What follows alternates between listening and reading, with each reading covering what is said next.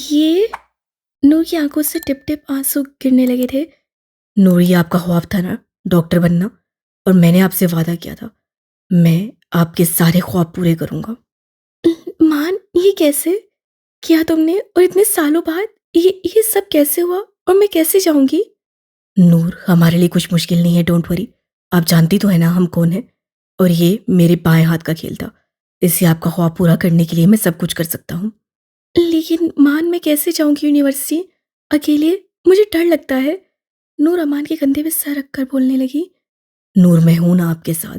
हर कदम पर मैं आपके साथ रहूंगा। नूर ने अमान के कंधे पर से सर उठाकर एक दफा फिर से फाइल को देखने लगी। मैं चाहता हूँ मेरी बेटी बड़ी होकर डॉक्टर बने और अपने बापू का नाम रोशन करे। अपने बाप की आवाज कानों में पड़ते नूर अपना चेहरा हाथों में छुपाए हिचकियों समेत रोने लगी। नूर, नूर क्या हुआ है? अमान ने नूर का चेहरा ऊपर करके अपने हाथों में थामा। मैं कितनी बदनसीब हूं ना, अपने माँ बाप का ख्वाब पूरा नहीं कर सकी। और जब पूरा करने का वक्त आया तो मेरे पास मेरे माँ बाप नहीं है। मुझे उनकी बहुत याद आ रही है अमान। तुम पता करो ना, मान कि वो कहाँ है। मैं अपने घर गई थी, लेकिन अब वो वहाँ नहीं रहते। पता नहीं कहाँ चले गए मुझे छोड़ के। मुझे आज उनकी बहुत याद आ रही है मान, मैं क्या करूँ? नूर, आप अपने माँ बाप से मिलना चाहती हैं ना?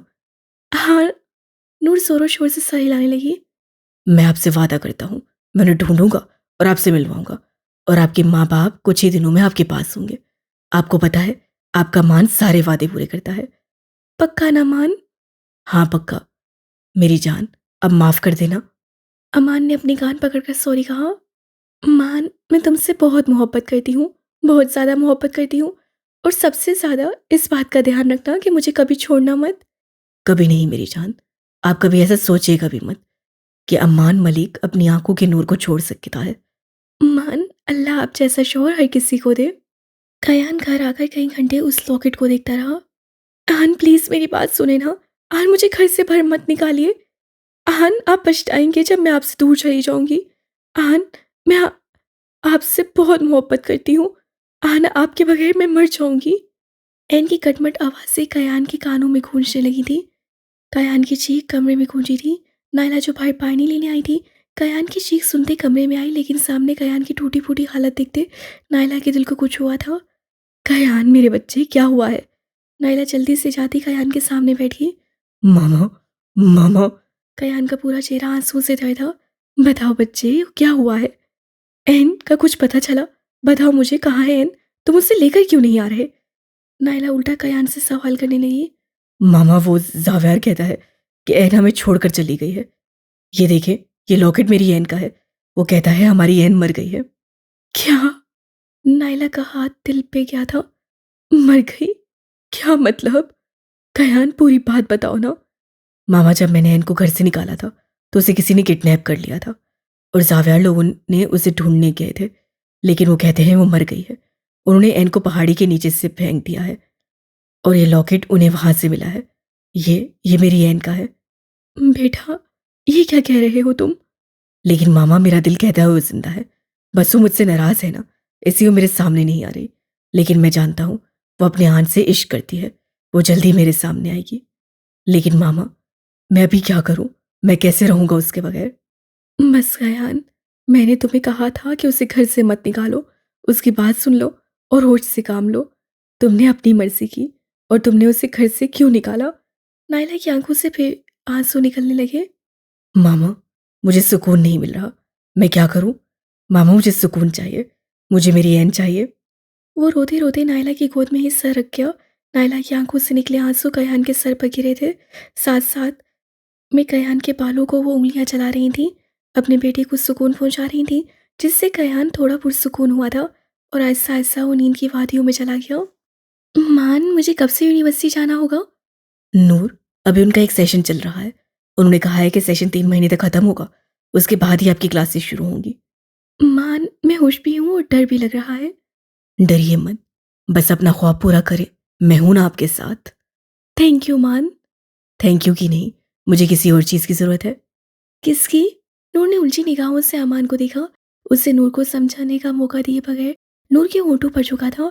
नूर भी सुकून से आंखें मूंद गई और अमान को अपनी मनमानी करने दी, क्योंकि वो अमान को अपने आप से दूर नहीं कर सकती थी। अब अगर वो उसके ख्वाब पूरे कर सकता है उसकी ख्वाहिशें पूरी कर सकता है, तो वो अपने आप से अमान को क्यों दूर करती? मान पीछे हुआ तो नूर उसे देखने लगी। जब भी आइंदा थैंक्स कहना हो तो ऐसे ही कहिएगा, मुझे ऐसे थैंक्स पसंद है। तुम भी ना मान। नूर मुस्कुराते हुए अमान के कंधे पर सर रख गई। चलें सो जाएं, मुझे तो नींद आ गई है। वैसे मान एन के साथ बुरा हुआ ना, और उसका बच्चा। लेकिन किस्मत में था, अल्लाह ने उसे एक प्यारी सी बेटी भी तो दी है ना। हाँ, इसलिए तो वो संभल गई है। इंशाल्लाह जल्दी ही ठीक भी हो जाएगी। इंशाल्लाह। अगले दिन कयान की आंख खुली तो उसका सर दर्द से भारी हो रहा था। नायला उसे सुलाकर अपने कमरे में जा चुकी थी। कयान ने उठना चाहा जब उसे चक्कर आया। इससे पहले वो गिरता किसी ने उसे थाम लिया था। कयान ने अपनी बारी होती आंखें खोलकर देखा तो सामने एन थी। आन, कितनी दफा कहा है अपना ख्याल रखा करें, पता नहीं कितने लापरवाह हो गए हैं। अब पूरे कमरे में एन की आवाज़ गूंज रही थी, जबकि कयान हैरत से फटी आंखों से एन को देख रहा था। ऐसे क्या देख रहे हैं यार? मैं ही हूँ, आपकी एन। चले आप लेट जाए, मैं आपका सर दबा देती हूँ। एन ने कयान को लिटाया और कयान भी ट्रांस सी कैफियत में एन को देखता हुआ लेट गया। अपनी आंखें बंद करे जल्दी से, एन ने कहा तो कयान ने भी बिना कोई बात किए अपनी आंखें बंद कर दी, क्योंकि उसकी एन उसका सुकून उसके पास थी। एन का हाथ अपने माथे पे महसूस करके कयान के लबों पर मुस्कुराहट आई। एहन जानती हो, मैंने उस जावियार को भी कहा था कि मेरी एहन जिंदा है और वो ज़रूर वापस आएगी। और देखो, तुम अपने हान को छोड़कर नहीं जा सकती ना, तुम भी मेरे बगैर नहीं रह सकती, इसे वापस आ गई हो ना। कयान आंखें बंद किए अपनी वही बातें कर रहा था। अब कभी मुझसे दूर मत जाना। ये कहते अचानक से कयान को अपने माथे पर से हाथ दूर होता महसूस हुआ। कयान ने आंख खोल कर देखा, लेकिन कमरे में कोई नहीं था। एहन, एहन कहाँ गई? अभी तो यहीं थी। कयान ने उठकर मुश्किल से पूरा कमरा देखने लगा, लेकिन एन वहां थी ही नहीं। चकराते सर की वजह से वो दोबारा बेड पर आकर बैठ गया।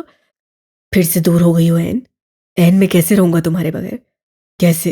प्लीज़ वापस आ जाओ ना। कयान बेबसी से बोला, और फिर से वहां ही लेटकर आंखें मूंद गया। उसकी तबीयत बिल्कुल भी ठीक नहीं थी। उसकी तबीयत बहुत ख़राब हो रही थी। इससे वो बिना ही किसी को बताए दोबारा से लेट गया। मामा, मुझे आज हॉस्पिटल के काम से 2 दिन के लिए लाहौर जाना है। ये सुनते ही लारे ने झट से सर उठाकर सफ़ीर को देखा। एंजल, मुझे भी जाना है, वो अपनी चमकती आंखों से बोली।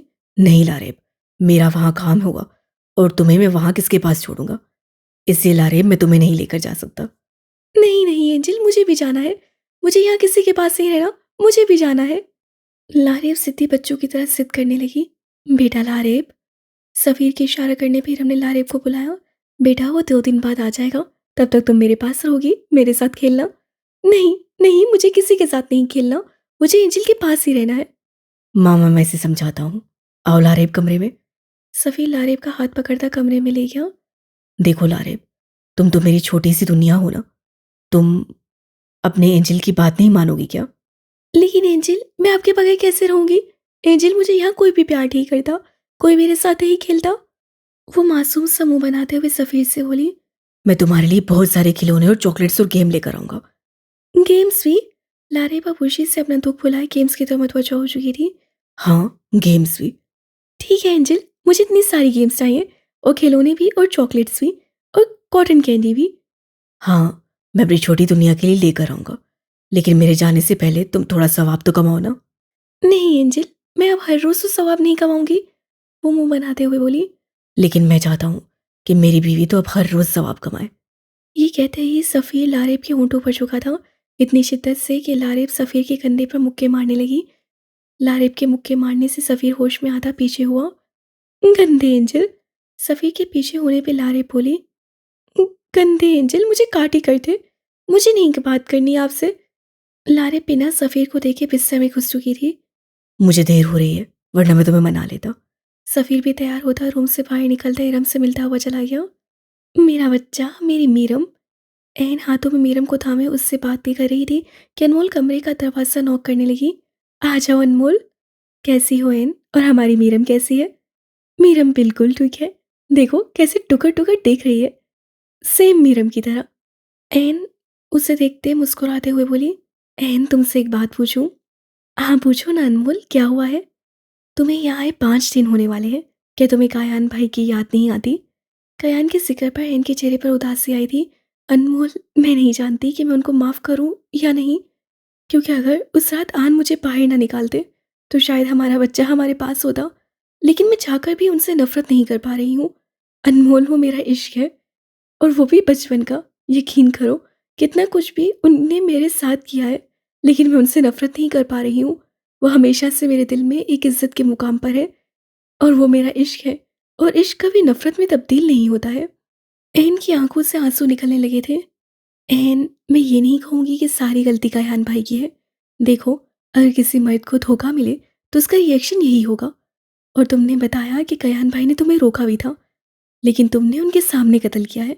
उनकी बात ना मानकर, उनकी इज्जत पर उनकी अनाह पर वार किया है। तो एक मर्द अपनी बीवी को कातिल के रूप में कैसे कबूल कर सकता है? नहीं एन, ऐसा कोई मर्द नहीं कर सकता। और तुमने उन्हें बताया भी तो नहीं था कि वो बाप बनने वाले हैं। अनमोल, उन्होंने मुझे मौका ही नहीं दिया था। तो एन, तुम दोनों ने अपना बच्चा खोया, गलती दोनों की। और मैं जानती हूँ तुम अपने हाथ से कभी नफरत नहीं करोगी। और अल्लाह ने तुम्हारी औलाद छीनी है तो तुम्हें मीरम की सूरत में औलाद दी भी तो है ना। हाँ अनमोल, मुझे मेरे अल्लाह ने आजमाया है। मुझे अल्लाह से शिकवा था, लेकिन मैं जब जब मीरम को देखती हूँ दिल को सुकून मिलता है। मेरी बेटी। एन ने मीरम को उठाया, अपने सीने से लगाते हुए बोला, मुझे अब अल्लाह से कोई शिकवा नहीं। और मैं बस अल्लाह से यही दुआ करती हूँ कि अल्लाह मेरी बेटी की नसीब अच्छे करे और हमेशा इसे मेरे साथ रखे। आमीन। मम्मा, मम्मा, अभी वो दोनों बातें कर रहे थे कि अर्शमान कमरे में भागते हुए आया। मम्मा, ये डॉल मैं ले लूं? कितनी प्यारी है ना। 15 साल आयुष्मान मीरम को देखते हुए बोला था। आयुष्मान नहीं, तुम अभी छोटे हो ना, गिर जाएगी। नहीं मम्मा, मैं नहीं गिरने दूंगा अपने डॉल को। नहीं अर्श, उठाने दो ना अनमोल। एन अनमोल को टोकते हुए बोली, यहाँ ही मेरे पास ही बैठो। फिर एन ने मीरम को अर्श को पकड़ाया और वहाँ ही बिठा दिया, जबकि मीरम अर्श की गोद में आते ही रोने लगी, जबकि अर्श अपनी नीली आंखों से उसे ग्रीन आंखें देख रहा था। मम्मा, ये कितनी गंदी है ना, कितना रोती है तो बहुत प्यारी, लेकिन रोती कितना गंदा है। मेरी गोद में आते ही रोने लग जाती है। ये ले हाला, आप खुद ही संभाले। गंदी मीरम।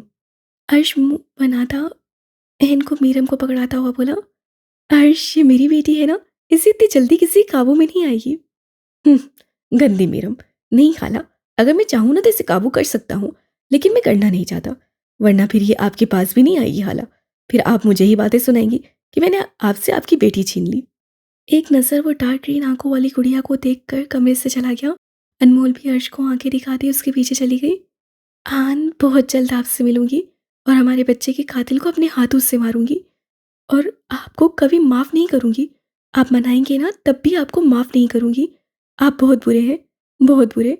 आपने अपनी एन को अपने आप से दूर किया है ना, तो मैं माफ़ नहीं करूंगी। आप मनाएंगे तो भी मैं माफ़ नहीं करूंगी।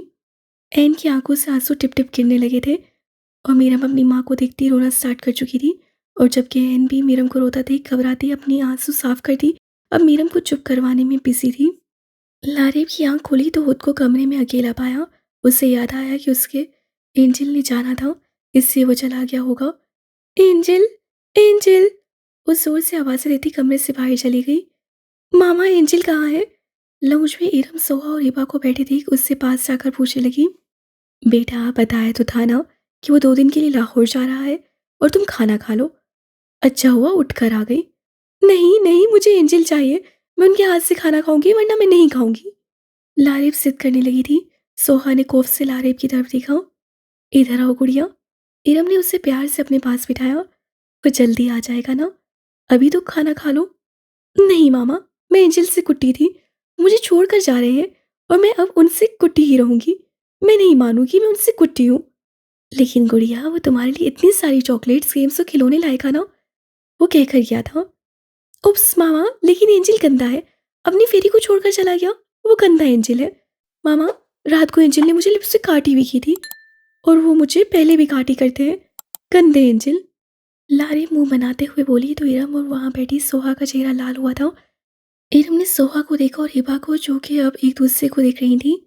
गंदी बात लारेब, वो तुम्हारा एंजल है ना, तो एंजल की बातें किसी दूसरे को नहीं बताते, वरना एंजल और नाराज हो जाएगा।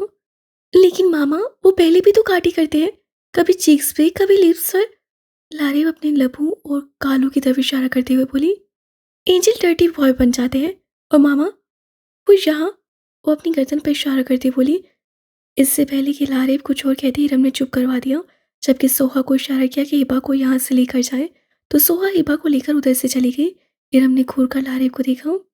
गुड़िया देखो, आइंदा अपनी इंजिल की और अपनी बात ना किसी को नहीं बताते, ये गंदी बात होती है, समझ आई ना?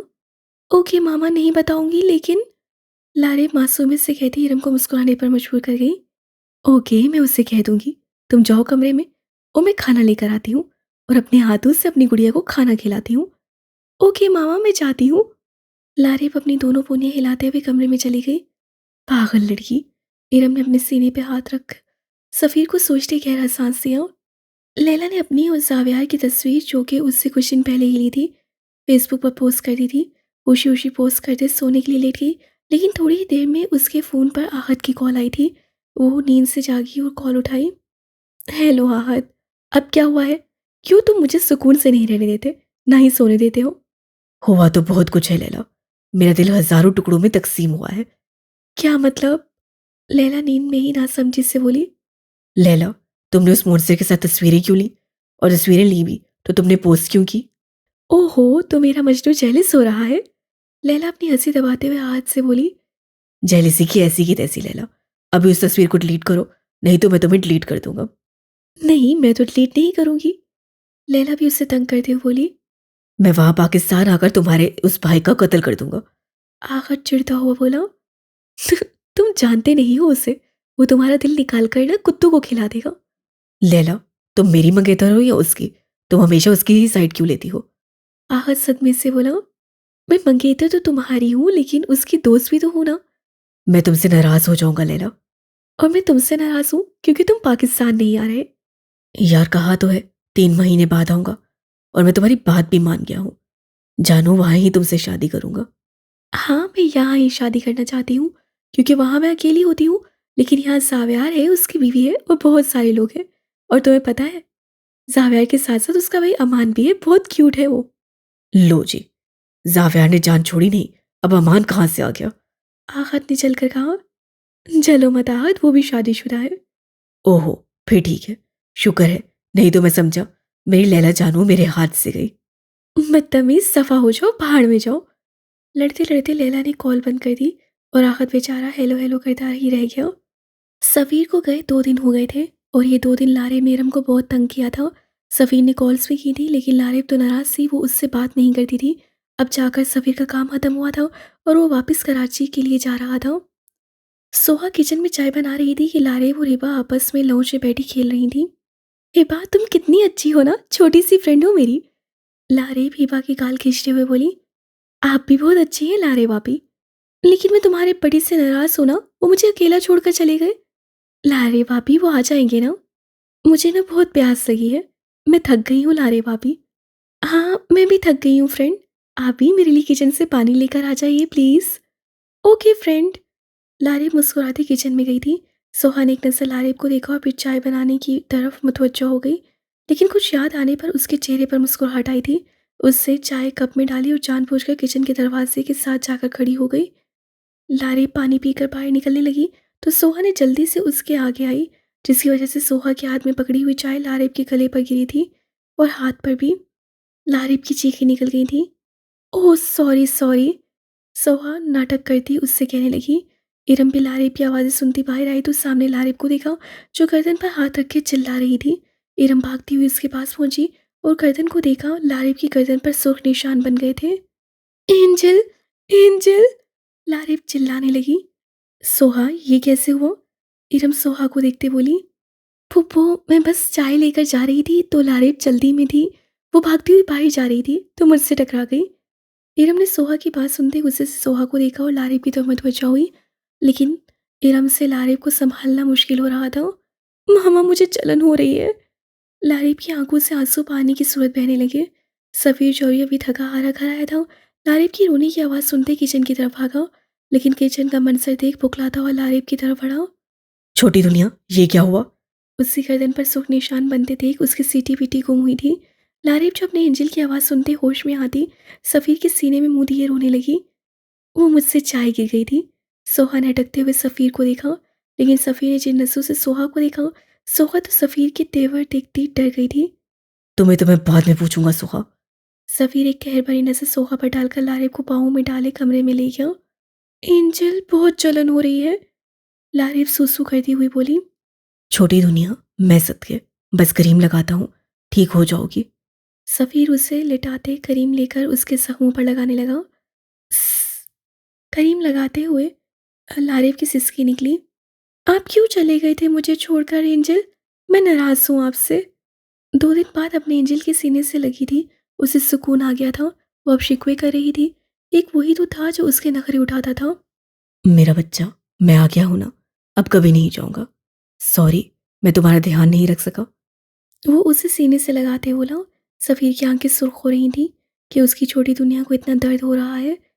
लारे भी सफ़ीर के सीने से लगती रोते हुए सुकून से सो गई थी।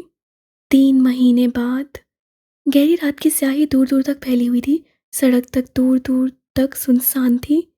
चांद आज बादलों की ओट में छुपा था और एक वजूद समंदर के किनारे घुटनों के बल जमीन पर बैठकर शिकवा कर रहा था।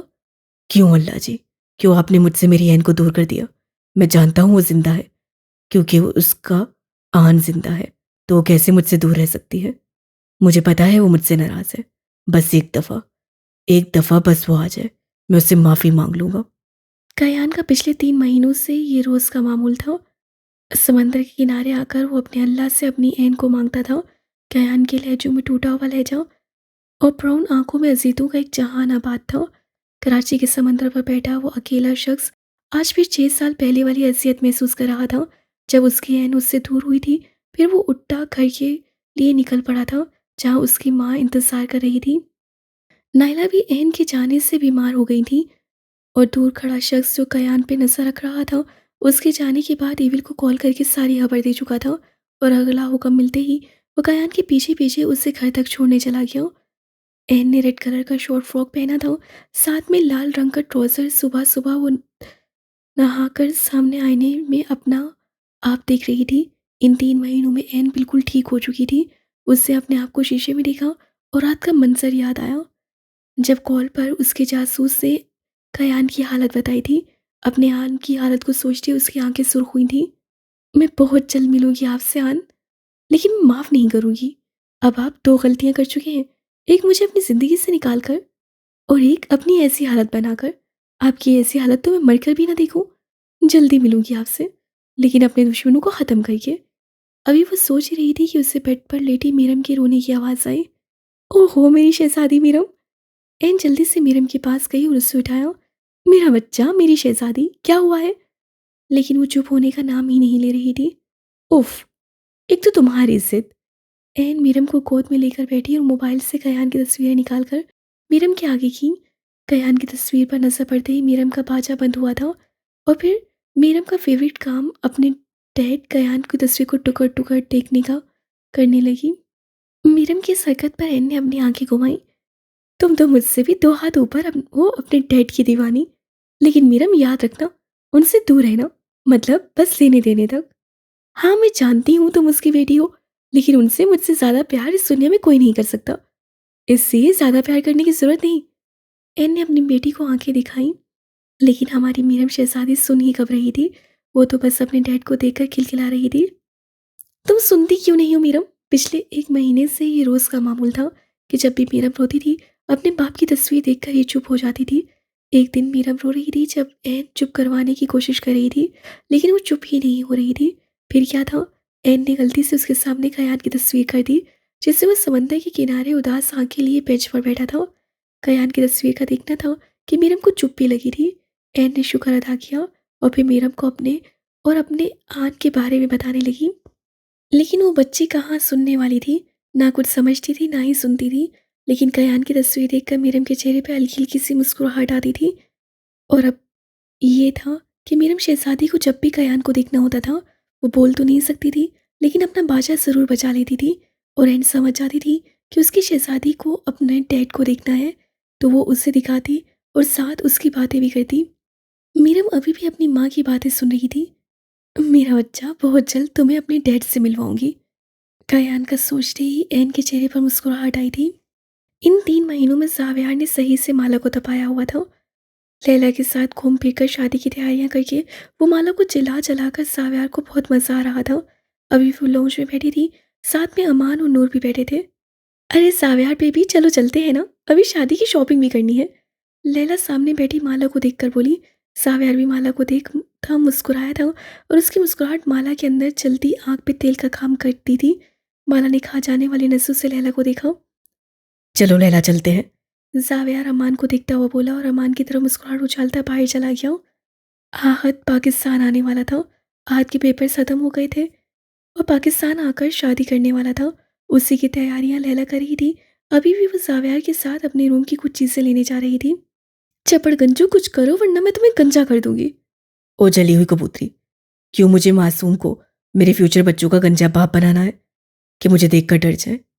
अमान ने मासूम से नजर नूर की तरफ उठाई, जो कि अमान की गहरी बात समझते सुर्ख हुई थी।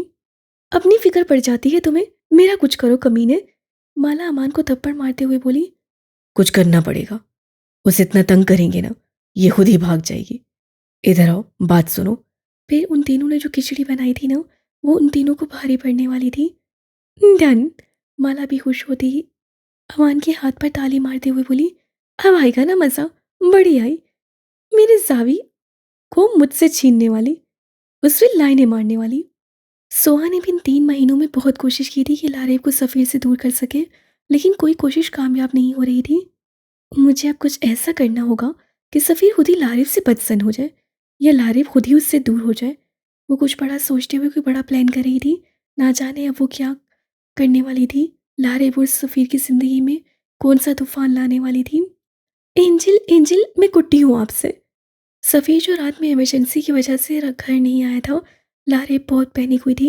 इरम ने लारेब को बहुत मुश्किल से संभाल कर अपने पास से सुला लिया था और अभी अगले दिन सफ़ीर घर वापस आया था, लेकिन लारेब की नाराज़गी वाली बात सुनकर मुस्कुरा रहा था।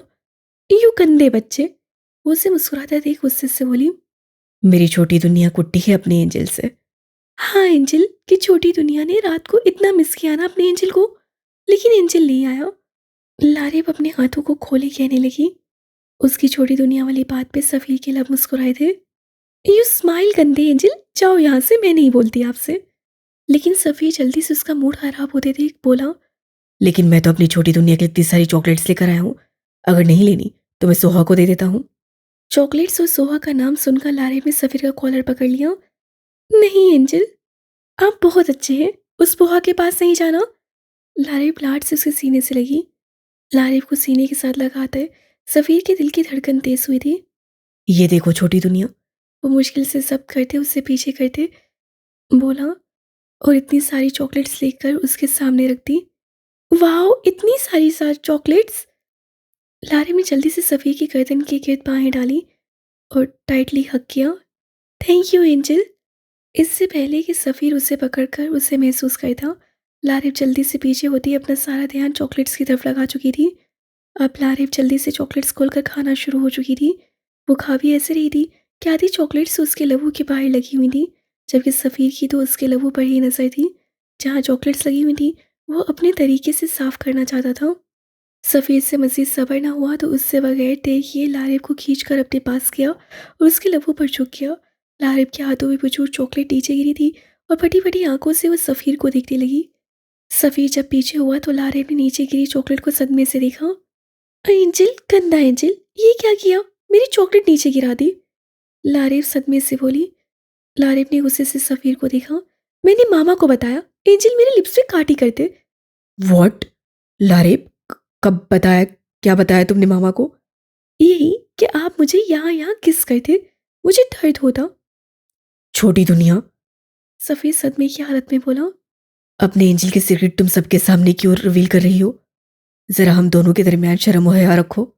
आइंदा खबरदार अगर तुमने कभी भी ये वाली बात किसी को बताई, वरना मैं उस बुहा से शादी कर लूंगा। सफ़ीर ने अपनी सेफ्टी के लिए धमकी देना जरूरी समझा। मैं कट्टी हो गई आपसे गंदे एंजल। वो गुस्से से उठी वॉशरूम चली गई। पीछे सफ़ीर एक गहरा सांस भरकर रह गया। लारेब मुंह धोकर बाहर आई तो सफ़ीर को इग्नोर करते हुए सोने के लिए लेट गई, जबकि सफ़ीर ने भी मजीद तंग नहीं किया और उसके गिर्द हजार बांध कर लेट गया। रात को नूर ने स्पेशल खाना तैयार किया था।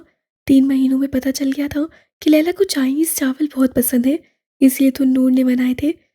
जाविया और लैला जो बाहर गए थे वो भी घर आ चुके थे। लैला को तो घर आते ही चाइनीज़ चावलों की खुशबू ने घेरा था। जावियार, लगता है घर में चाइनीज़ चावल बने हैं। लैला जावियार को खुशी से बताने लगी। जावियार को भी खुशबू आई थी। हाँ, शायद किसी ने बनाए हों। चलो आओ चलते हैं, मुझे तो बहुत भूख लगी है।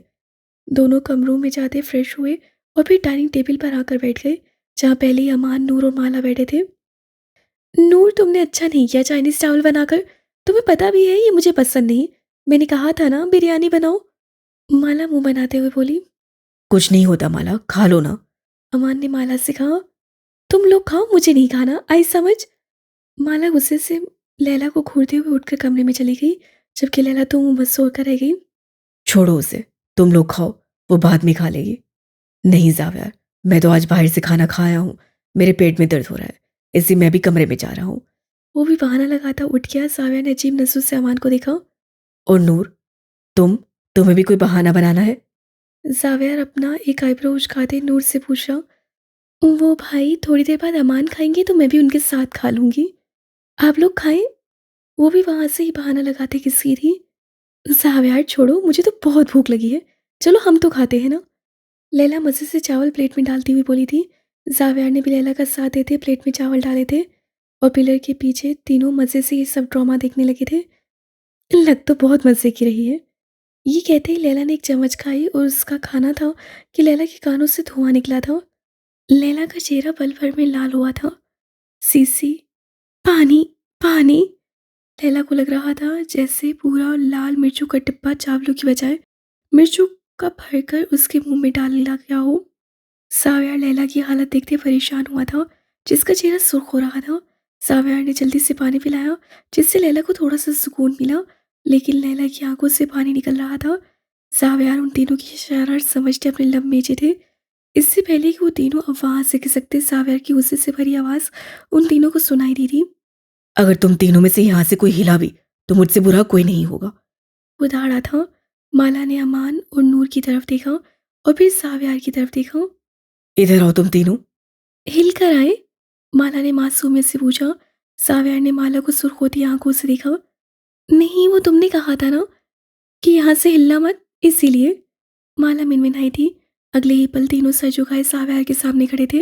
लैला ने सुर्ख होती आंखों से तीनों को देखा। वो नहीं जानती थी कि ये तीनों उसे तंग करेंगे, वो भी ऐसे। लेकिन वो अभी नहीं जानती थी कि किसके साथ क्या क्या होने वाला है। नूर, तुमने चावल बहुत मजे के बनाए हैं, जरा 3 प्लेट और लेकर आना। नूर ने हैरानगी से साव्यार के तंज तो देखा, लेकिन साव्यार की आंखों में देखकर वो खौफ से किचन की तरफ भागी और प्लेट भर कर लाई। चलो बैठो तुम तीनों, और मुझे सबकी प्लेट खाली ही चाहिए, वरना तुम लोगों के साथ जो मैं करूंगा ना, वो तुम लोग सह नहीं पाओगे। साव्यार ने सख्ती से कहा। लेकिन साव्यार, लैला ने उससे रोकना चाहा। लैला, तुम चुप करो, चलो बैठो तुम लोग। अमान ने बेबसी से साव्यार की तरफ देखा। सुना नहीं तुम लोगों ने? साव्यार धाड़ा था और वो तीनों सो की स्पीड से कुर्सी पर बैठे थे। खाओ इसे। लेकिन मिर्चे, नूर ने कहा। नूर, ये तुम्हें मिर्ची डालने से पहले सोचना चाहिए था। सॉरी भाई। नूर की आंखें टुपटुपाई थी। अमान ने नूर की आंखों में आंसू देखते रह ना पाया। नूर, आप ये चावल नहीं खाएंगी, आपके हिस्से की सजा भी मैं झेल लूंगा, लेकिन आपकी आंखों में आंसू नहीं देख सकता। बड़े रांझे बने फिर रहे हो, चलो फिर शुरू हो जाओ। साव्यार अभी उसका अच्छा खासा मजाक उड़ाते हुए बोला। देखो सावी, वो कितना अच्छा शोहर है ना, अपनी बीवी की आंखों में आंसू नहीं देख सकता, और तुम जानबूझकर मेरी आंखों में आंसू लाना चाहते हो। I hate you. माला भी फुल ड्रामा करते साव्यार को शीशी में उतारने लगी। माला डार्लिंग, अगर तुम्हारी जुबान से एक और लफ्ज निकला तो कमरे में जाकर बताऊंगा कि आंखों से आंसू कैसे निकलते हैं। उसकी 100 महीने बाद से माला का चेहरा पल भर में सुर्ख हुआ था। नूर भी साव्यार की बात सुनती सर झुका गई थी। मैं खाती हूँ ना। माला ने मुश्किल से एक चम्मच मुंह में डाला और खांसने लगी। पानी, पानी। नहीं, पानी नहीं मिलेगा। साव्या ने पानी का जुग दूर कर दिया। सालिम, जबकि लैला अपने कमरे में चली गई थी, अमान ने मुश्किल से एक प्लेट खत्म की थी, जबकि माला ने आधी भी नहीं खाई थी। उसकी सांस उखड़ने लगी थी। अभी अमान नूर की प्लेट पकड़ता कि साव्या ने मना कर दिया। चलो जाओ अपने रूम में, और आइंदा ऐसी हरकत की तो मुझसे बुरा कोई नहीं होगा। नूर और अमान तो जान खलासी पर भागे थे। तुम्हारी प्लेट अभी तक खत्म क्यों नहीं हुई? माला ने नम आंखें उठाकर सूसू करते साव्या की तरफ देखा। मिर्ची लग रही है, वो मासूमियत से बोली। साव्यार को इस वक्त सुर्ख चेहरे के साथ इतनी प्यारी लगी थी कि उसका अपने ऊपर कंट्रोल खत्म हो रहा था। साव्यार बिना कुछ कहे आगे बढ़ा और माला को अपनी बाहों में उठा लिया। साव्यार नीचे उतारो, वो अटकते हुए बोली, लेकिन साव्यार ने भी बगैर उसकी सुने कमरे में ले आया और कमरे में आते नीचे उतारते बगैर सोचे समझे उसके लबों पर झुक गया और माला की मिर्चों से भरी सांसें खुद में उतारने लगा। माला इतनी शिद्दत में भी तड़प सी गई थी। थोड़ी देर बाद वो पीछे हुआ तो माला ने हल्की से भरी नसों से उसे देखा, लेकिन उसे अभी भी मिर्ची लग रही थी। मुंह चल रहा था। मिर्ची से भी मजे की हो तुम भालू। जावियार उसकी गर्दन पर झुकता हुआ बोला। पीछे हटो मॉन्स्टर, माला गुस्से से बोली। करमू करमू। जावियार पाए जाता नौकर को आवाज़ देने लगा। जी साहब। करमू भी जिनकी तरह हाजिर हुआ था। जल्दी से शहद लेकर आओ। करमू भी स्पीड से गया और किचन से शहद लेकर आया। चलो ठीक है तुम जाओ। जावियार कमरे में वापस आया तो शहद माला के आगे की। ये लो खा लो, और आइंदा लैला के साथ ऐसी कोई हरकत मत करना। माला ने गुस्से से जावियार की तरफ देखा। उससे अभी भी लैला की फिक्र है। जाओ उसी को जाकर दो, माला भी जलन के बायस गुस्से से बोली और गुस्से में घुस चुकी थी बगैर शहद खाए। क्या इरादा है भालू? अपने तरीके से खिलाऊं क्या? अगर मैं अपने तरीके से खिलाने पे आया ना, तो यकीन करो तुम्हारी ये छोटी सी जान मुश्किल में आ जाएगी। या आप खुद खाओगी या मैं खिलाऊं। क्या मसला है? माला उठकर गुस्से से बोली और शहद लेकर थोड़ी सी खाई तो उसकी चली जुबान को सुकून मिला और शहद खाते ही वो फिर से गुस्से में घुस चुकी थी। मेरी जली हुई कबूतरी। अमान का दिया गया नाम साव्या ने मुस्कुराते हुए बोला। तुम्हें तो नहीं छोड़ूंगी चपड़गंजू, इतना घटिया आइडिया दिया था। गुस्से से सोचती हुई वो नींद की वादियों में चली गई।